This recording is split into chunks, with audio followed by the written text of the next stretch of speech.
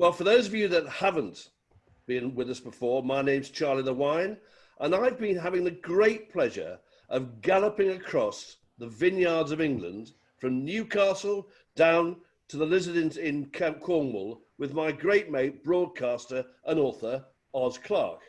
And to help us on our way, we've been joined by Kieran Atkinson from the English Wine Project. So, for those of you that haven't seen it, you can see our 3 episodes on YouTube. Just go on to the Forever Thirsty English Winemakers site and you'll see them. But today, we're just going a little bit deeper.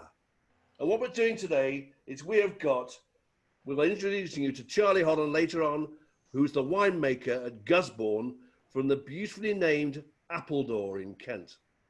So, Oz, I think the first wine we're going to try is the 2015 Gusbourne Blanc de Blanc. Should we open our bottles, chaps?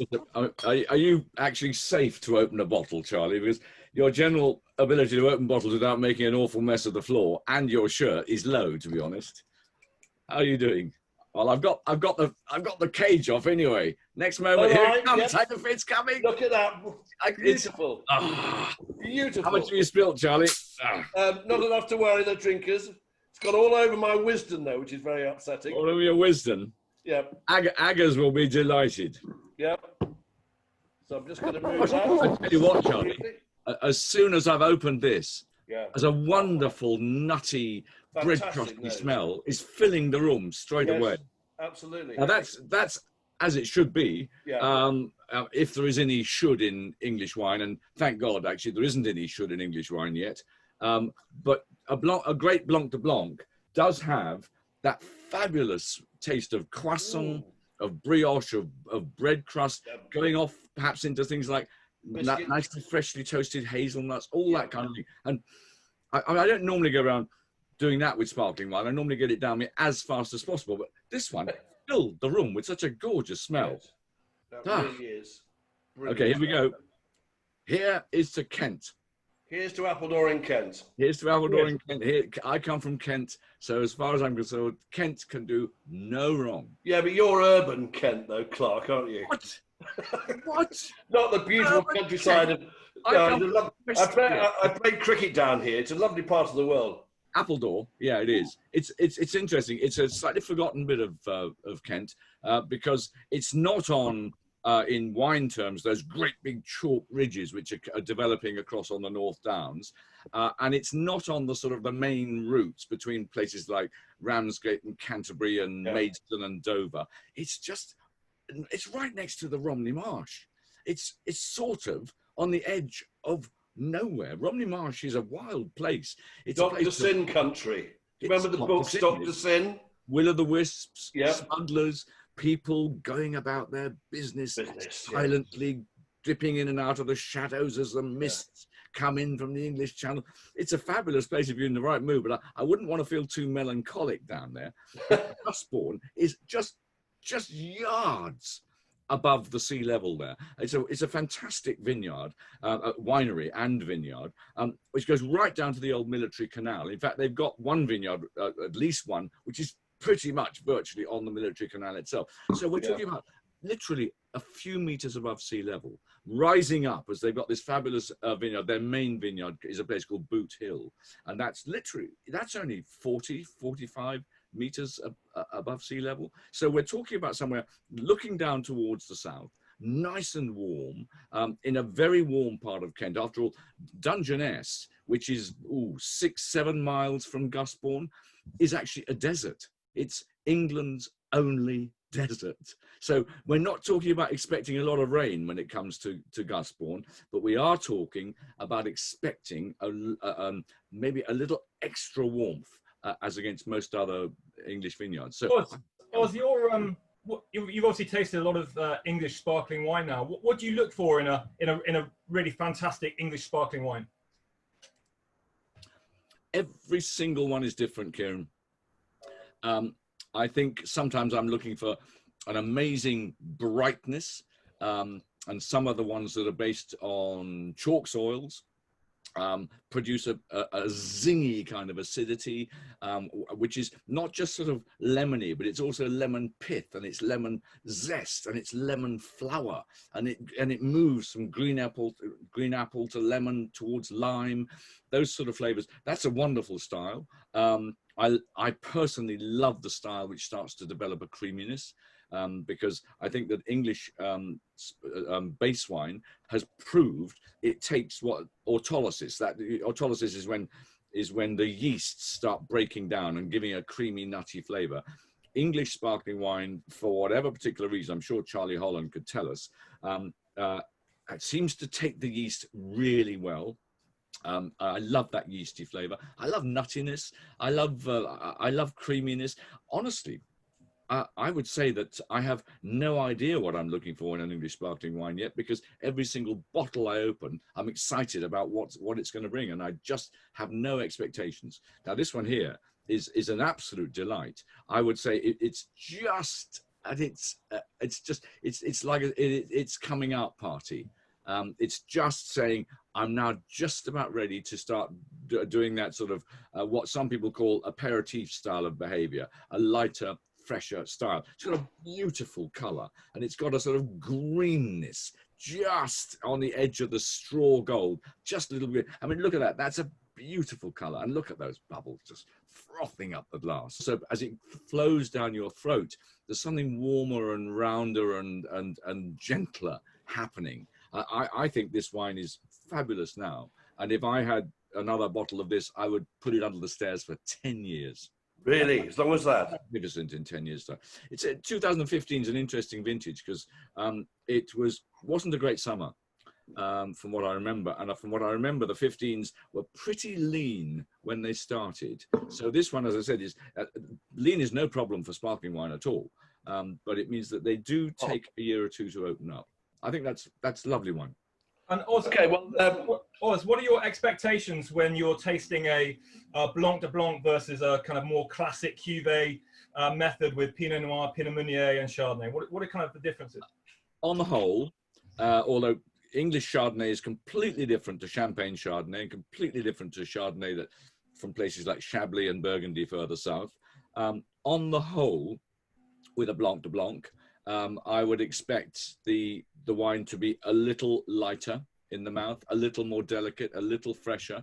It's not always the case. In fact, the first Gusbourne Blanc de Blancs were remarkable because of their amazing crème fraîche richness and their sort of that leafy, that sort of croissant, you know, the flaky bits on the brown flaky bits on the top of a croissant.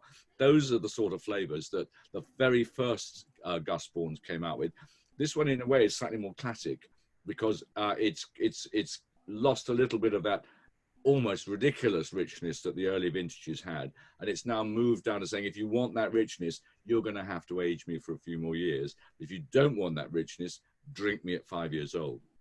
Well, now, of course, the next wine that we're going to try is 2010. So this is already 10 years old. So this is the late disgorged Gusborne Brut Reserve. So, Oz, I've already opened mine over the sink, so I hasn't flown everywhere. But smelling absolutely fantastic. So I'm going to pour my first glass of this. This ought to be absolutely wonderful. I've had this several times over the years. What Charlie Holland has done here, look, that's going to come out nice and okay. Yeah. Here it comes. Music to your ears, Oz. Music to my ears. And again, I didn't pour it all over my computer. Not that my computer would mind, I suspect, the way it behaves without anything poured all over it. I think I'm quite grateful for a drink, some of the stuff I have to do in it. Now this is fantastic stuff, because late disgorged there, that means that this wine, you know, the second fermentation obviously takes place inside the bottle, and that's what, underneath enormous pressure, and that's what creates all the bubbles. But of course, the yeast, which is creating that second fermentation, dies out. It gets exhausted and eventually drops to the side or the bottom of the bottle. And after 2 or 3 years, it begins to decompose and start creating all these lovely, rich, nutty, creamy flavors. Well, this one has had 7 7.5 years sitting with its yeast. The yeast going into this lovely sludgy, creamy mess on the side of the bottle, which is just giving all the richness into the wine. And then Charlie Holland has given it another couple of years underneath the cork, which is also, you can age this stuff. The idea that champagne and sparkling wine doesn't age is absolute nonsense. Good sparkling wine can easily age 10 years. It can age 20 years. You go back and the one or two of those early night timbers, for instance, from the end of the 90s, they're in tremendous nick. And I'm sure that the Gusbornes are going to age in the same way. So we're yet to meet the famous Charlie Holland, who's obviously done a fantastic. All the wines that we've tried so far, the sparkling wines we've tried so far, have been made in the same sort of style. So, what is the uniqueness that Charlie's trying to create here? Because they are completely different from the other ones that we've tried. Well, we'll get hold of Charlie in a couple of minutes and we'll ask him. But I think that that this wine here is really ambitious because it shows that Charlie has supreme confidence in the fruit he's got, and he's also, frankly, got supreme confidence in his own ability as a winemaker to say, I can leave this wine for 7.5 years on its yeast, just sitting there and saying, it's okay. Leave it another 6 months, another 6 months, 7.5 years time. They say, well, perhaps it's about time to bring it out now. You need a lot of confidence to do that. You've got to have good fruit, and they're really serious down at Gusbourne. They've got a very good vineyard operation, and it's all completely estate fruit. Now, nothing wrong with people buying in fruit. There's lots of great vineyards all over England. Many of them have to sell fruit. Essex, for instance, is mostly about selling fruit.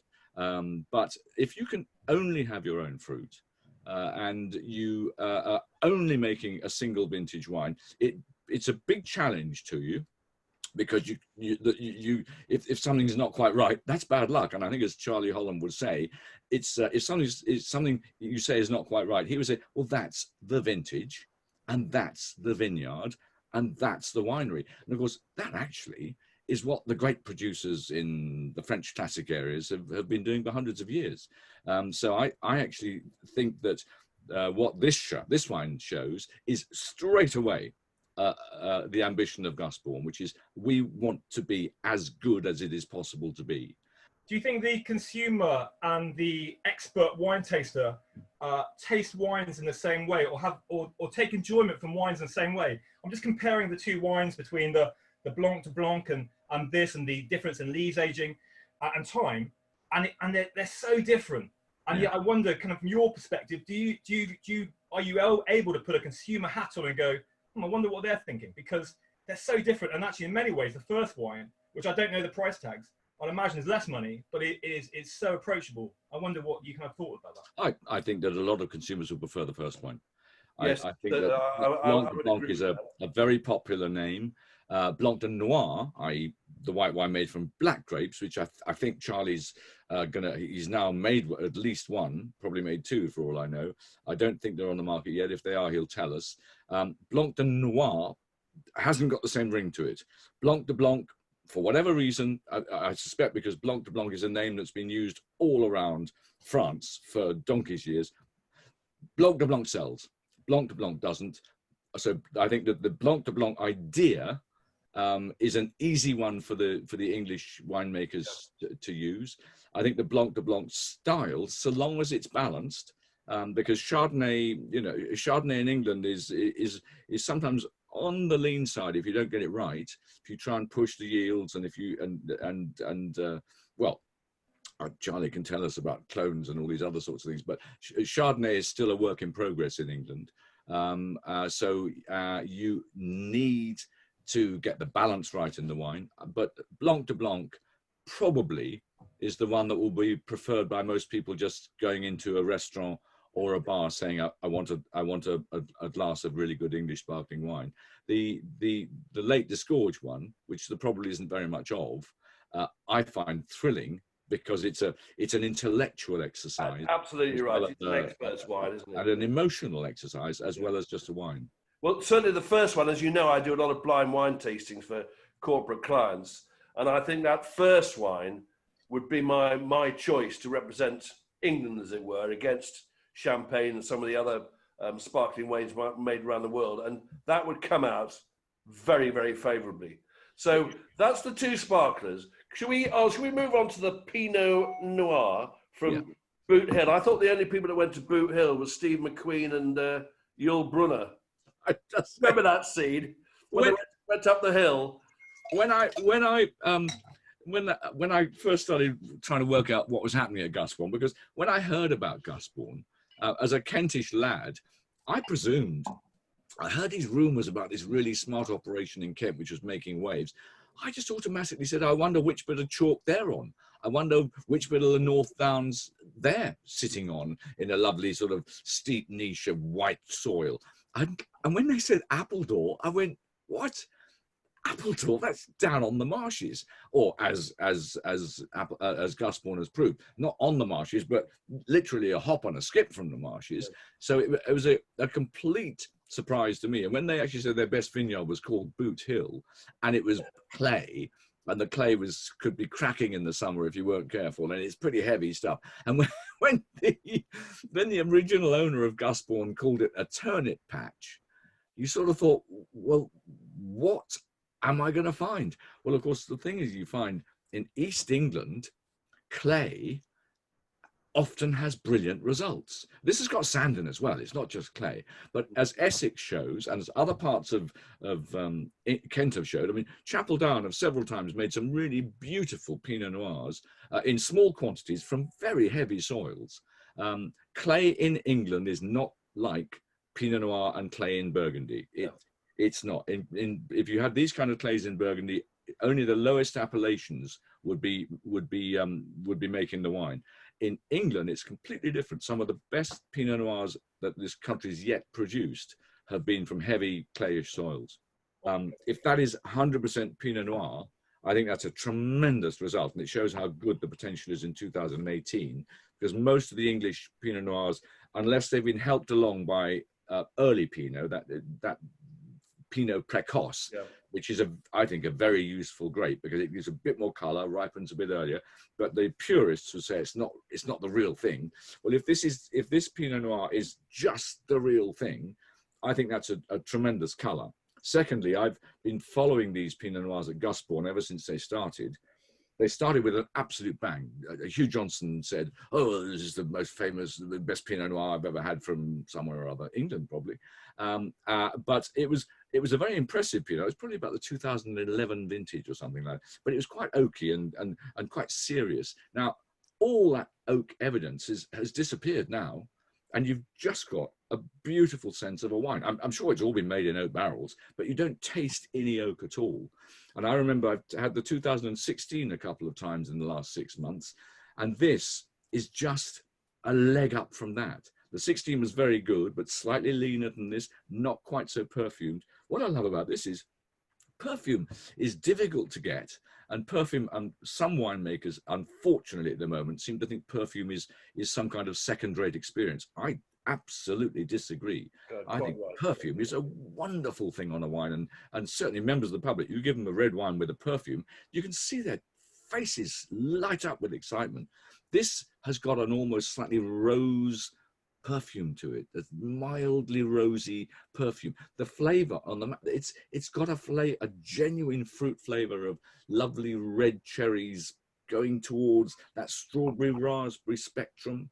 The 16 was a little more things like rose hips, a little more vegetal in the best possible way.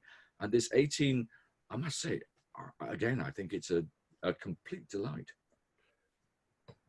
Let's hear a bit more about Gusbourne. Absolutely. Where do you want me to start? Well, just describe it to us, Charlie, because I mean, I think that it is an area of Kent which hardly anybody will know. Yeah, so we're on the Gusbourne estate. It's about 350 acres. It goes back a long time. The first mention was in the 1400s, and really where we're based is on the first bit of an ancient escarpment, an ancient hill, which comes off, as you quite rightly said, off the Romney Marsh.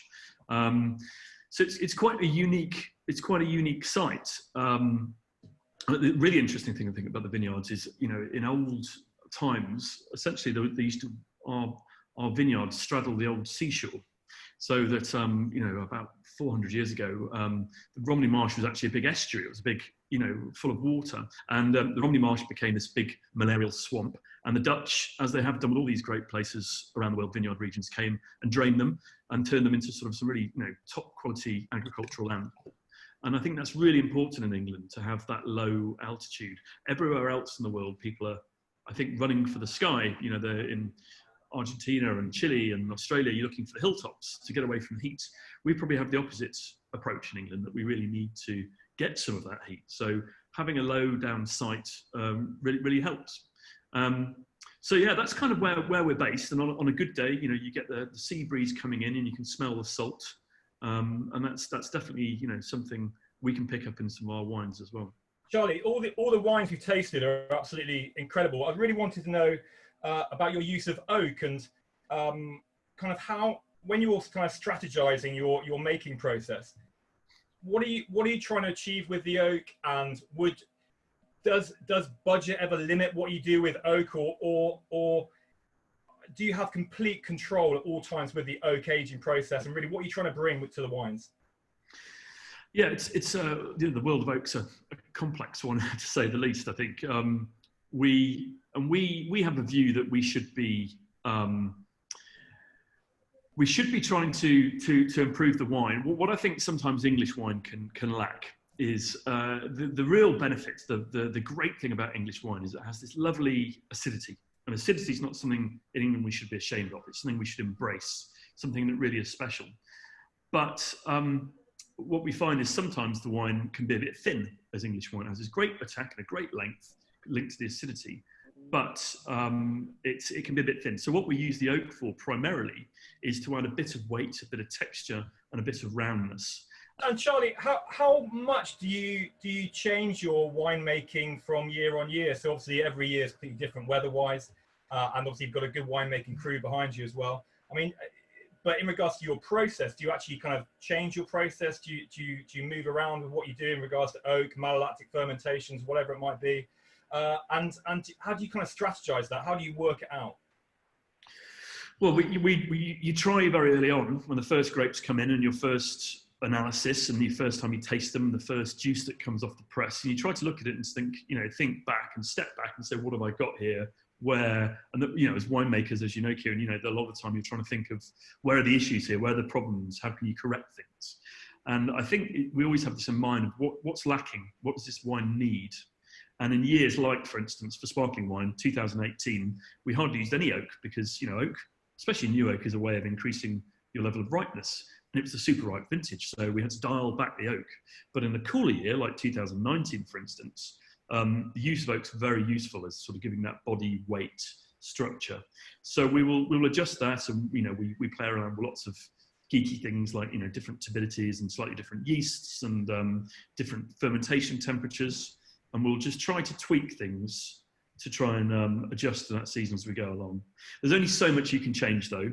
We have the problem with sparkling wines, it takes 4 years to make it. And you can't drastically change something overnight, because 4 years down the line, you can think, bloody hell, why did I do that? And then you've got 4 years of wine to sell. So it's painstaking. Everything you do needs to be trialed.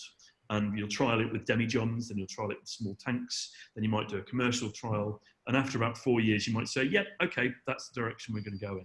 So it's painfully slow, but that's the correct way of challenging it. How is your visitor centre going, your nest? And in a year like this with COVID, how are you coping? Yeah, it's been a tough year. I think for everyone is a fair comment, but we're open now. There was a bit of clanking and noise in the background. Actually, I'm just upstairs in the nest at the moment in our beautiful tasting room. And we've started opening for sort of, you know, socially distanced tours and picnics. And we've had a great response, actually. We've got all these lovely, you know, bits of decking and under trees. And we've got a local, working with a local producer of these lovely picnic hampers with lots of local cheeses and hams. You know, the food in Kent is, as you know, Oz, is amazing.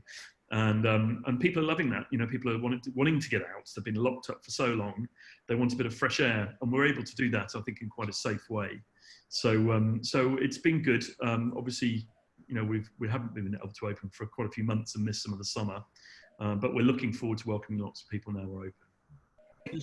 Poured myself some of the late disgorged, Charlie. Again, can you just take us through the late disgorged, the ethos, why you did it, and how you did it? Yeah, so I think, you know, we when I sort of joined Gusbourne, I think one of the first things we did was to sit down and you know, really look at the wines and sort of say, what can we do? I think it was a given at that point. You know, English wines, you know, they're kept their age for probably 3 years, 2 or 3 years in general. They're great wines. They're lovely. You know, they're fresh and they've got something that is different to wines from elsewhere in the world. But there was something at back in my thought was kind of people often say, you know, it's the C word, you know, champagne. Is it as good as champagne? And as you sort of alluded to earlier, I think we've kind of moved past that, and to a certain extent in England, that we've kind of developing our own identity now. We want to move past this natural comparison. But it's fair to say, as you know, Central-Otago did with Burgundy, as Napa did with Bordeaux, you have to aim for something as a benchmark to begin with. And champagne was definitely there. And I think what we were demonstrating we could do in England with having wines that were aged for 2 or 3 years is we could, you know, compete at that non-vintage, you know, 25, 30 pound bottle range. But people would say, well, it's not as good as a vintage champagne. And I sort of thought, you know, well, we haven't had a chance. We haven't had the opportunity to take that long and to give it the time and the elegance it needs to get there. And so, you know, one of the first things we said was, well, what would you do if we had to try and make the best wine we possibly could? How would you go about that? And a lot of this was soul searching and looking back over previous vintages and saying, what did we like about that vintage? What didn't we like about that vintage? How do you embrace and harness that? How do you get rid of that? And what can you do to make the wine better and better and better? And, you know, we kept coming back to one of the key things you can do is time and patience. And it's a boring answer and it's not particularly technical, but these wines just are the structure and the longevity that they've got because of the way they're built. As you said, they can go on forever and ever. So we still don't know how long these wines will actually last for. They could go 20 years. They generally have a higher acidity. They generally have a lower pH, which would indicate that they probably preserve them for a bit longer. So, so this was kind of our first step towards that, saying, well, look, let's give it extended lees aging. Let's, you know, give it 7 years to get all these lovely toasted, brioche, butterscotchy characters that you can get in there, and see what it looks like. And I think what's clear to me is that the fruit is holding up there. It's probably moved more from the fresh fruit to the dried fruit and the nuts and the confectionery and the sort of patisserie notes, but it's still there, and it's got this drive and energy, and the length is still there as well. Well, we've tried 2 stunning sparkling wines. Now we're back to this fabulous Pinot Noir. So, Charlie, Pinot Noir. It's a special wine for us. It's a wine we don't make a huge amount of, and we only make it in the years where we really think it's exceptional, and that's you know, that's our philosophy. If it's a cool year, if we don't quite get the level of ripeness, then we can easily turn this wine into really top-notch sparkling wine. But in certain years, like 2018, we will make you know, a small amount of our Pinot Noir.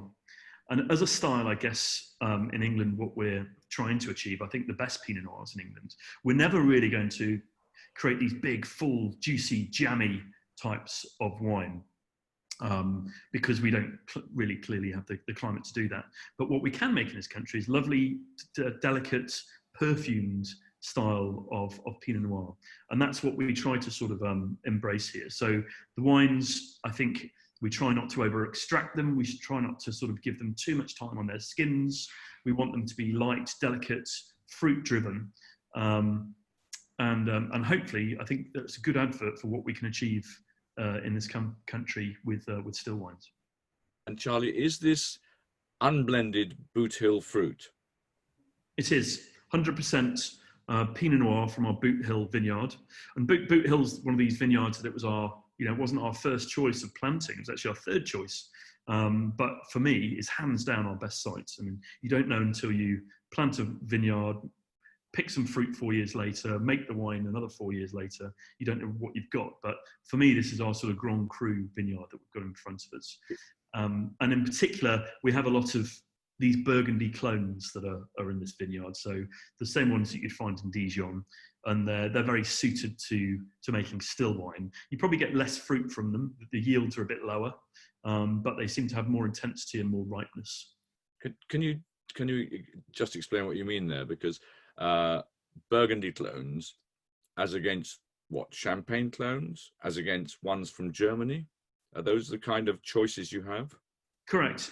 They all have different characteristics, flavors, profiles. Generally, the Champagne clones, which we also have a lot here, are very good. They yield a bit higher. They have a lot higher acidity. They're fresher. Whereas the ones that come from Burgundy, they're fuller, richer, riper, which is very important in our climate. So they're just, I think people understand what Pinot Noir tastes like or Chardonnay tastes like, but within that, there's all sorts of different clones that have different flavors, and some of them bring out the cherries, some of them bring out the perfume, some of them have structure and tannin, some of them have acidity, and it's just choosing the right ones that we think make the best wines.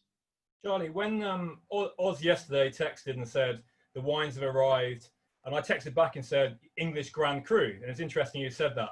It kind of makes me think, and obviously this wine is a great example. I mean, this is probably one of the best, if not the best, English Pinot Noir I've ever tasted, and it kind of makes me wonder, can you be a master of all trades? Is that do you think that's going to be a risk for you? It's a tricky one, isn't it? And I think we are a sparkling wine producer. That's 90% of what we do. But we're very proud of the still wines we make. And I think the motto or the philosophy we have is that we like making them and people like drinking them. So we'll continue to do that. But we shouldn't feel pigeonholed that we have to do it every year, because if you're not careful, you do that and you make a wine that you're not necessarily happy with. So on behalf of everybody at Forever Thirsty, Charlie, thank you so much for sharing your knowledge and your vision about these 3 fantastic wines we've tried. I'm certainly going to put Appledore into my sat nav, because I'm going to come down with the EPO and make sure she's driving, because it's a lovely part of the world I don't know as well as I'd like to. So thank you very much indeed. And I think our next trip, we're going over Offers Dyke, and we're going to talk to our friends in the Principality about their wines. And that will be following soon. So make sure that you keep in touch with the Forever Thirsty website, and of course, remain forever thirsty. Till next time.